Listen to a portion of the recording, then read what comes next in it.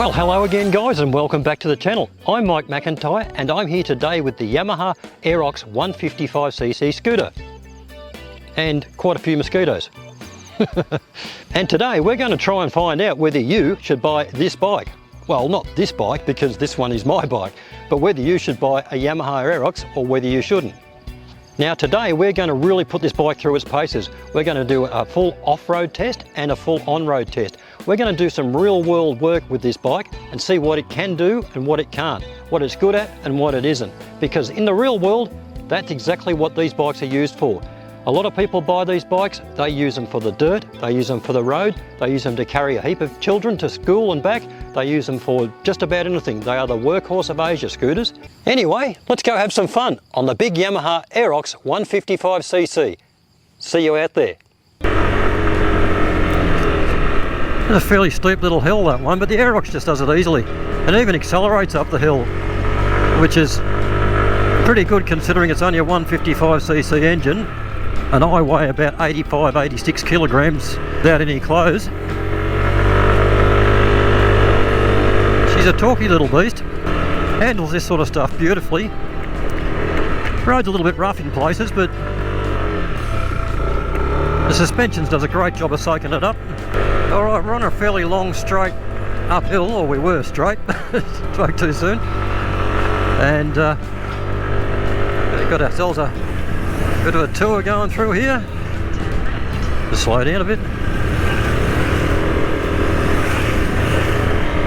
There are quite a few. Four wheels, that'd be a bit of fun. Bit of fun on the Yamaha Aerox too. Okay, we're pretty much on the top of the hills here, so that's good. A fair chance that those four-wheelers just came from a pretty good viewpoint, I would imagine. Alright, slow down. Lots of tourists here.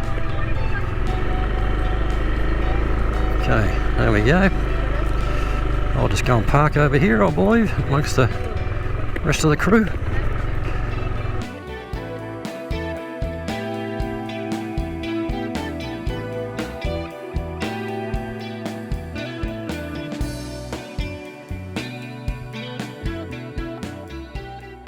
Alright, looks like I found a little bit of dirt road to play on.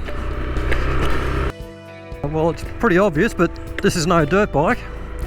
It was never intended to be. But it will handle this sort of stuff, no problem at all.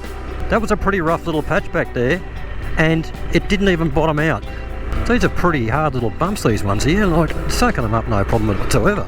One thing about a scooter though, as opposed to a dirt bike, is that you can't really stand up on them on rough ground to use your legs as a sort of like suspension. You can, like I'll just do it now.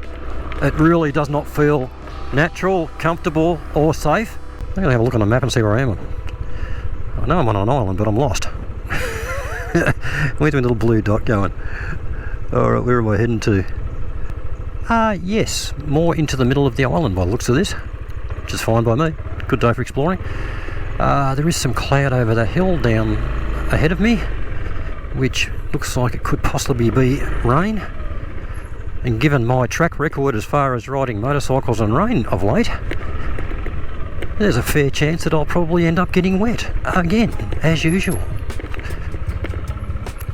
This is a great little island to explore though. I mean, there's just tracks going everywhere. It's just awesome. If you like hills, this is the place to come. I've got plans of getting hold of a proper trail bike and coming out here and exploring at some stage, and that's going to be absolutely awesome, I reckon. It's a bit slippery a little bit here. Oh yeah, this would have been almost impossible yesterday or the day before. It's actually pretty slippery even now. I better give it a run up. Oh yeah, oh, the back spinning around. I'll just stop so you can have a look down at it. Right. Hey, that was unreal. Cool.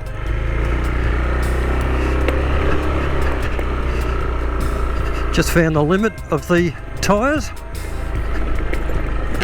Speaking of tyres, front and rear, on the front we've got an IRC 110/80/14.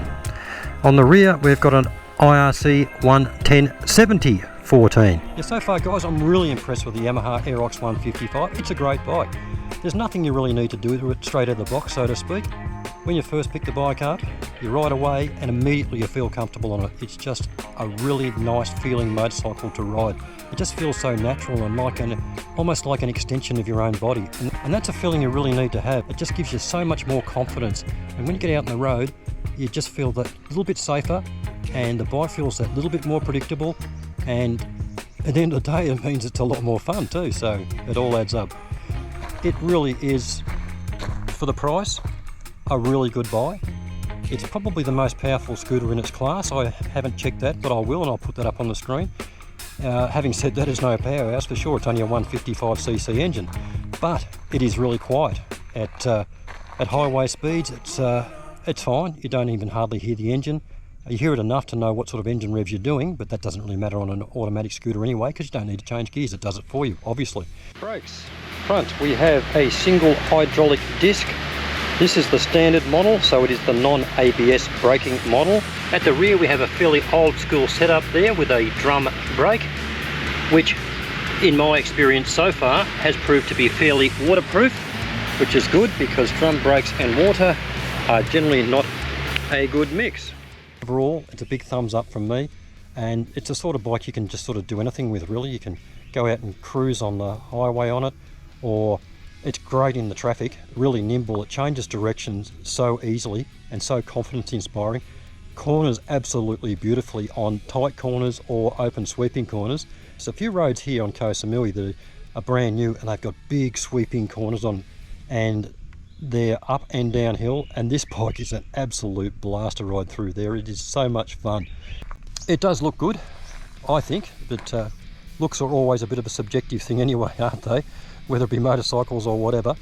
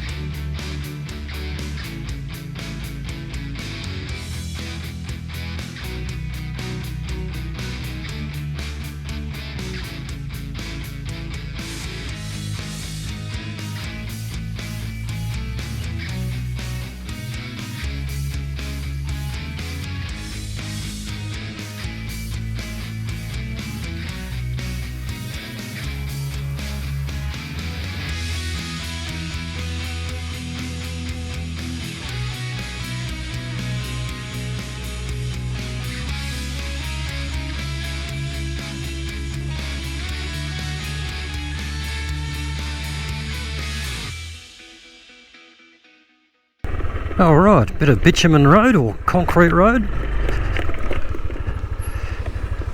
I think I'll go left here. I've got no idea where it actually ends up, but it probably looks the better of the two options at this stage, I think. I'll just have a look at my map.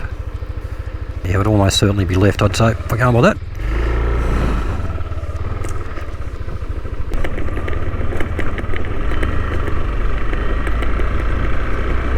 If anything, I would say that there are fairly strong lever pull required for both the front and the rear brakes, but that's quite possibly due to the fact that the brakes are fairly new and the pads are still bedding in a little bit.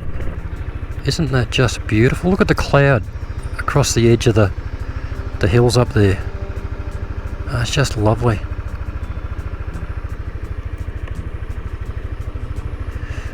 When you first arrive in Koh Samui, you're down on the coast road where all the businesses are, and you think, oh my god, what have I got myself into coming here? And then you get away from all the masses of people and shops and tourist resorts and so forth, and you come inland and not even very far, and it's a whole different world, and it's almost like the rest of it doesn't even exist, and it's just so quick and easy to get to too if you want to.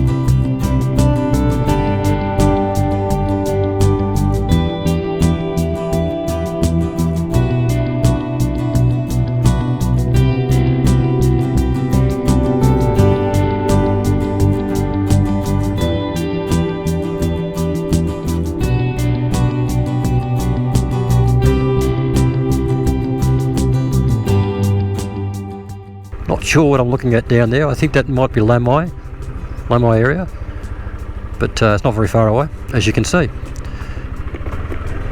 Anyhow, it is getting a bit late, so we'll head down the hill. Alright, this bike's just idling now. It's kicked itself into neutral going down the hill. I'm just using the brakes to keep the bike from going too fast. So what you're seeing today, guys, is definitely not the sort of riding that this bike is aimed at, and definitely not the sort of market this bike is aimed at, but that's what they use them for in Asia. They can't afford these expensive trail bikes or these purpose-built machines, so they buy the scooter, and it pretty much gets used for everything. Okay, the sign says Island Road, so that's where we'll go.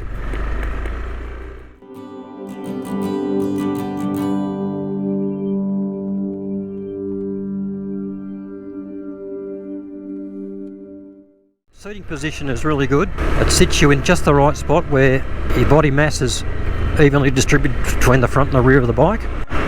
Alright, back on the main Island Road. You can probably see the instrument panel there. Pretty basic, but it's got the stuff you need on. It's got a little clock up the top there, which is handy. You can easily read it at a glance. Digital speedo, of course.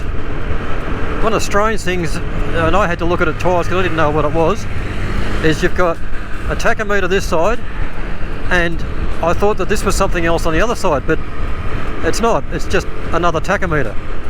I really don't know why it would have two tachometers, but yeah, it does. This bloke wants all the road. He's in the right hand lane, he's in the left hand lane. I'm trying to get past him so I can get a bit of... oh, I can. Because there's a really nice set of twisties coming up, and where this bike really shines. And just to get past a little bit of traffic here, and you get a little bit of road work here, then it opens up. This is all new road through here. It's bloody fantastic.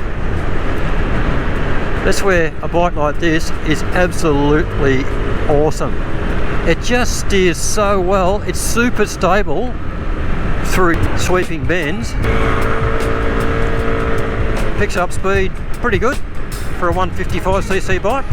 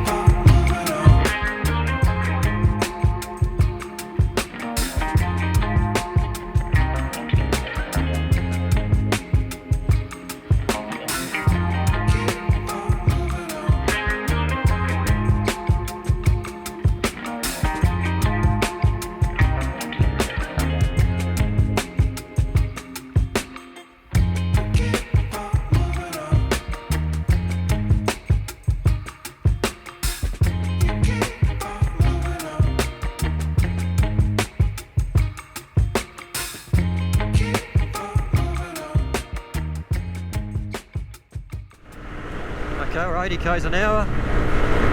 Up a fairly steep hill, not that steep, but back off a bit now, coming back into more traffic. Yeah, that was pretty much it then. It was sort of topping out at 80 k's an hour up that hill. Probably could have got a few more kilometres an hour out of it, but not much. But still pretty good. Most of your work on this bike is going to be in that sort of 40 to 80 kilometre an hour range anyway. And that's where the power delivery of this bike seems to be the strongest. But to be quite honest, when the traffic builds up, as you will see very shortly, most of your speeds are going to be around about the 20 k's an hour or less. A couple of fingers on the brake pretty much all the time. In Asia, in cities in Asia in particular, because you never know what's going to run out in front of you or who's going to cut you off. So you've got to sort of be prepared for the unexpected all the time. And it's not just other cars or bikes or people. Dogs are a real issue here. Not as bad as the Philippines, but bad enough. So you can zip around cars really easy on these sort of bikes, like no issue whatsoever. The handlebars on these sort of bikes is really narrow, so you can get yourself in and out of tight spots pretty easily.